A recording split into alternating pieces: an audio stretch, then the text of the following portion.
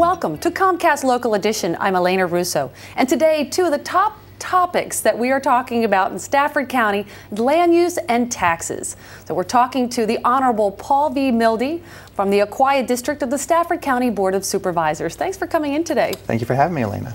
Let's first talk about one of Stafford County's most unique, characteristics or assets: Crow's Nest. Yes. Now the Crow's Nest is right now we've amassed about 2,900 acres. That's if the latest arrangement we worked out with the owners closes on July 31st. We saved permanently 1,770 acres last year with the state and put a conservation easement on that, and we have now renegotiated our option to purchase another 1,170 acres and put together the necessary funds, about $14.2 million, all federal and state money, to buy that next swath of land and preserve that also. It's, it's home to many rare plants, animals, listed species of endangered animals and plants. That's about 4,000 acres on a peninsula, so you're trying to preserve that entire area. Yeah, that's right. We've gotten almost 3,000, in the most sensitive of the land. The interior land we're working on next will be another 800 acres, but we're making great progress. All this was done in 3 years. 4 years ago, people weren't sure how this was going to happen. The owner was getting ready to subdivide the property to build large homes. I bet that's really challenging because people want to, increase revenues, and Sure. that would be a great place to develop, so it's obviously controversial. Yeah, I believe in a healthy rate of development for a county. You have to grow a little bit or you won't do well. You'll run out of money. But the Crow's Nest was not a good place to develop. It was too far away from the centrally located services, roads, transportation networks and such, and it's not a good place to build homes. The topography is bad and it's just too unique. It's not like any other place on the eastern seaboard.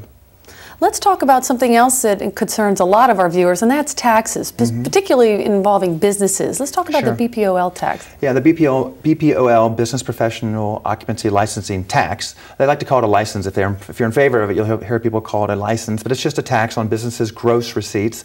So whether or not you make money or not, you'll have to pay this tax. And the Board of Supervisors in Stafford last year, in a very controversial meeting that went till 3:30 in the morning, passed this tax on a 4-3 vote over the objections of hundreds of people. They did not schedule it to go into effect until January 1st. So we have an election coming up in November that's going to be a referendum on that tax, and some of the candidates are already shaping, speaking their views in public on whether they be pro or against. I'm against it, of course, because I believe that it will hurt our business growth and cost us more in revenue generation on the growth side of business than it will gain us in actual revenue. And I think I can make that case pretty easily. But a couple of our board members just aren't willing to hear that logic, and so we're going to have to let the voters decide if they want jobs, high-paying jobs, and to be known as a business-friendly place. And what would be the incentive for new businesses to come in knowing that they would have to pay this additional tax? Well, they have to pay it in almost every other large county in Virginia. I think we're the largest county that has yet to implement BPOL. So that was our edge. We were able to tell people looking in Northern Virginia or Fredericksburg that we could give them a more business-friendly environment where they wouldn't have to pay as much in taxes. And instead of that, we've turned around and implemented a new tax and raised commercial property taxes on average of 58% in the last couple of years. Personal property tax on vehicles went up again a couple of months ago.